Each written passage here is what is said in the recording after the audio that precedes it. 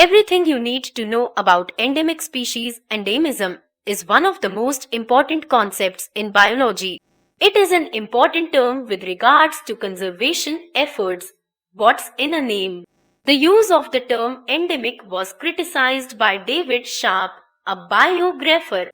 The word had originally arisen as an antonym of the word epidemic in terms of pathogens that affected humans. Sharp proposed the use of the word presumptive instead of endemic in the ecological sense. Though his reasoning and criticism was accurate, his terminology never caught on, and the word endemic remained in use.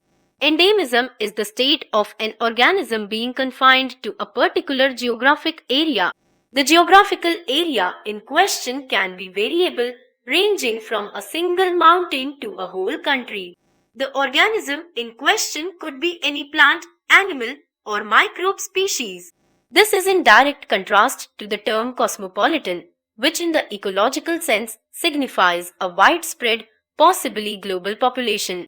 A species being endemic is often an indicator of it being endangered, although it is also possible that the species has always been endemic to a particular region and has never been found elsewhere. For example, the Galapagos tortoise has always been endemic to Galapagos, and it would be stupid to claim that this means it is endangered. The term endemic is often confused with indigenous. The latter simply means that the species in question originated there and makes no commentary on its present habitat. A species indigenous to a region may be found elsewhere and is thus not endemic to the region of its origin. Let's delve deeper into what this term stands for.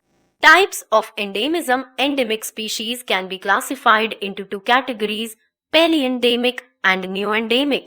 Paleoendemism species that used to be found in numerous areas but are now confined to a particular location are called paleoendemic.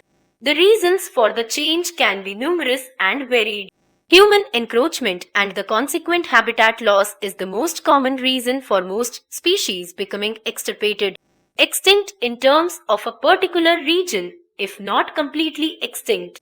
Other causes include pollution, which is another example of human intervention or changes in the local environment.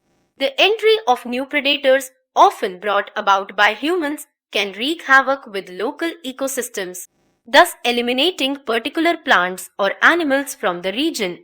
The Asiatic lion is the perfect example of a paleoendemic species. Once found from the Middle East to the Sundarbans in Bengal, the two kings of the jungle actually coexisted in the Gangetic plains for a long time. It was actively hunted down in much of its range. The British rule in India declared wild animals as vermin and placed rewards on their hunts. The poor animal was also hunted indiscriminately in the rest of its reign. This, in addition to other, more passive forms of human intervention, such as habitat loss due to growing urbanization and agriculture, contributed to it becoming extirpated in the huge majority of its range, and it is now only found in the scrublands of western India. The state of Gujarat, to be particular, though African lions thrive in Africa, the Asiatic lion is now endemic. These terms are equally applicable to plant species. Redwood forest redwood trees, once found in abundance all over the US, but now largely limited to California, are an example of paleoendemic plants. A misuse of this term would be to quote the cheetah as an example of paleoendemism.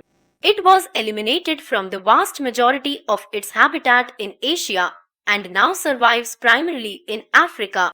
But extending the limits of endemism to the second largest continent in the world would render the term absolutely meaningless.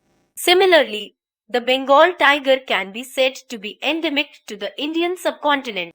But since it has numerous populations in various areas of the region, it is not considered so. It may be endangered, but that doesn't necessitate it being endemic. It would also be erroneous to consider the Siberian tiger as a paleoendemic species, even though it only has one contiguous region of existence. Like the Asiatic lion, it is spread across national borders and also encompasses various types of forests, making it difficult to pigeonhole the species in political or ecological terms. Neoendemism, a species that has never been found outside its place of origin, is known as neoendemic. This occurs mainly because of geographical isolation of the species from the rest of the global ecosphere. Thus, such secluded regions of the world, for instance Australia, Madagascar, and the Galapagos Islands, are home to the widest varieties of neoendemic species. Due to the geographic isolation and consequent independence from the evolutionary processes going on elsewhere, the organisms in these regions may evolve to look nothing like any other species in the world, and only a deep study into their evolutionary history reveals their link with other, more widespread species. Kangaroo, the perfect example of the latter phenomenon, is Australia, which, cut off from the rest of the world, gave rise to animals such as kangaroos, koalas, and wallabies. Koala, these animals look nothing like any found on other continents since much of their phenotypic appearance related evolution and speciation occurred after plate tectonics separated Australia from the rest of the world.